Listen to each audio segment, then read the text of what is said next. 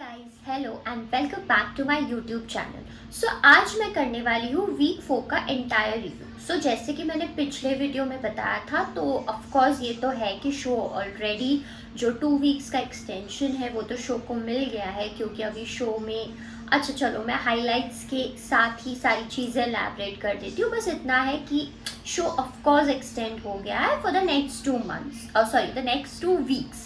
I am sorry, next 2 months तो हम झेल भी नहीं पाएंगे, क्योंकि इतनी बोरियत चल रही है कि तो वो नहीं झेल सकते उसको। चलो जो वीक के हाइलाइट्स थे, सबसे पहले तो जो कैप्टेंसी का चीज़ सब कुछ था, मतलब जो कैप्टेंसी के लिए टास्क हुआ एक।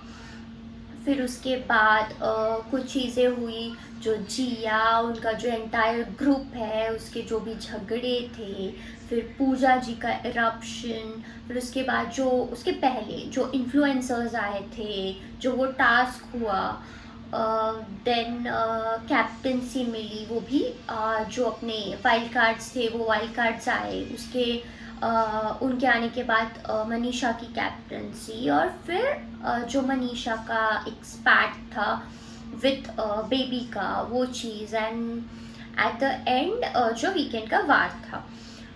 आज हम लोग सब इन टॉपिक्स पे बात करेंगे। तो बेसिकली सबसे पहली चीज़ थी कि जो कैप्टनसी के लिए जो टास्क पहले हुआ, जो वो टीचर और वो स्टूडेंट वाला वो जो एक टास्क हुआ, तो समवेयर आई फेल्ट कि उस टास्क में एक वैलिड ही कंटेंडर्स हमको मिले, बट जो भी जिया ने किया वो तो मुझे उसका समझ में नहीं आता है। मुझे तो आज तक भी लगता है कि वो लड़की कंफ्यूज्ड है, क्या है वो कैमरा के लिए इमेज के लिए कर रही है कि उसको सबसे बनानी है, तो पता नहीं उसका क्या है। मतलब वो कौन सा बच्चा है, उसका फ़ोटो वो लेके आई है, मतलब उसका खुद का चाइल्डहुड का। ठीक है, फेयर इनफ, सब लोग अपने अपने पैकेजेस के साथ आते हैं, बट कहीं ना कहीं मेरे को लगता है ये सब ऐसा स्क्रिप्टेड चीज़ें लगती है। नहीं भी हो सकती है, बट इट्स माई ओपिनियन, क्योंकि ऑफकोर्स ये जो मैं रिव्यू दे रही हूँ दिस इज़ माई ओपिनियन, जो मुझे लगा। शायद काफ़ियों को भी ये लगता होगा, ठीक है। तो मैं ऐसे किसी को फोर्स नहीं कर सकती कि उनको भी ये चीज़ लगे कि ये ऐसा ही है क्या, या फिर ये ऐसा ही हो रहा है क्या, ठीक है।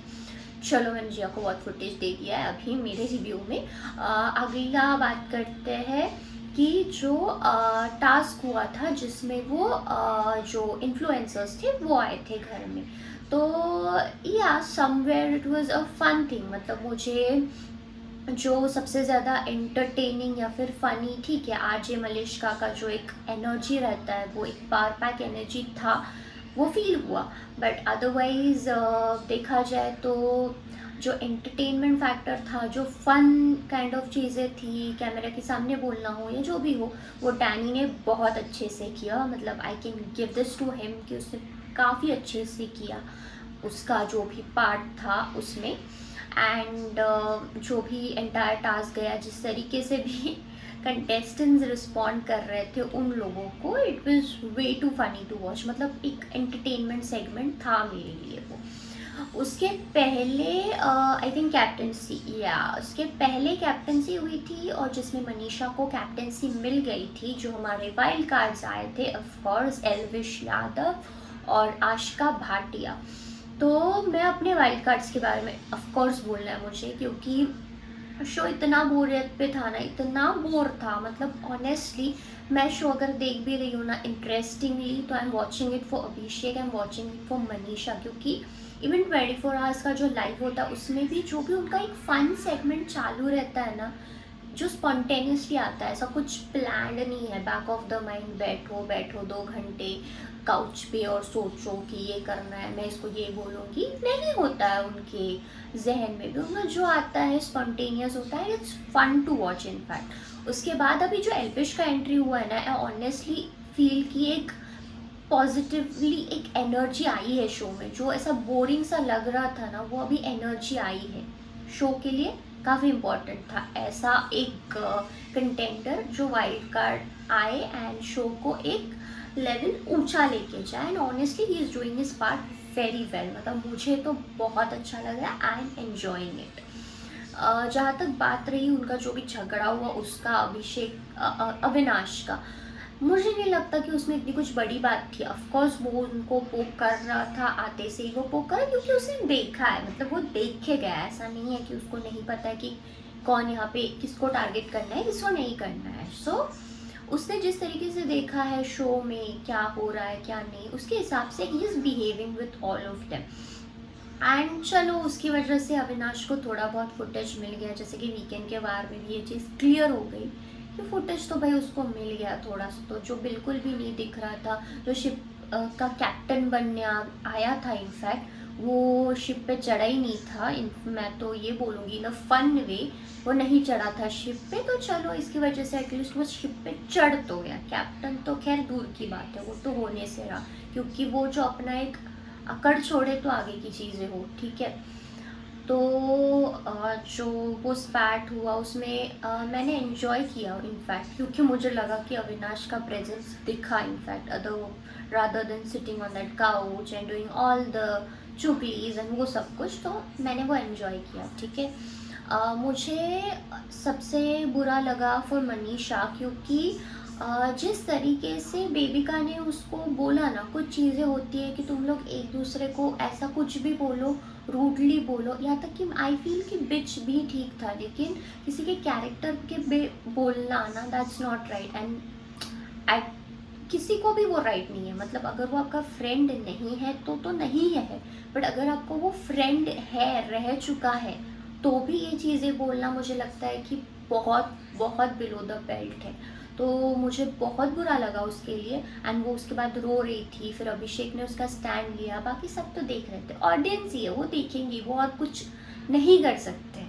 मतलब इवन वीकेंड के वार में जहाँ पे सलमान खान होस्ट करते, अगर वो होते तो शायद अविनाश का वो वर्ड निकलता भी नहीं। वो नहीं थे, इसके लिए अविनाश का वर्ड निकला, और वो निकला भी तो भी किसी ने कुछ नहीं बोला, बस अभिषेक ने उस पर स्टैंड लिया कि नहीं बोलना, नहीं ही बोलना चाहिए उसको, क्योंकि ऐसे वर्ड्स निकलना मतलब कि तेरे मुंह से निकलती है ये चीज़ें, तेरे मुंह में है ये सब चीज़ें, बट तूने उसको कंट्रोल करके रखा है, एंड एट दैट मोमेंट वो निकल गया तेरे से। जबकि तेरा जो झगड़ा एक लड़के के साथ हुआ उसमें नहीं निकला, बट यहाँ पे निकल गया, तो उसने अपना पॉइंट ही प्रूव किया ना। लड़कियों के साथ झगड़े में उसका अग्रेशन सब कुछ निकल जाता है, लेकिन लड़कों के साथ जब झगड़े की बात आती है तो अपना पूछ छुपा के सच में छुप जाता है। मैं तो यही बोलूँगी, क्योंकि मुझे तो ऐसे ही दिखा।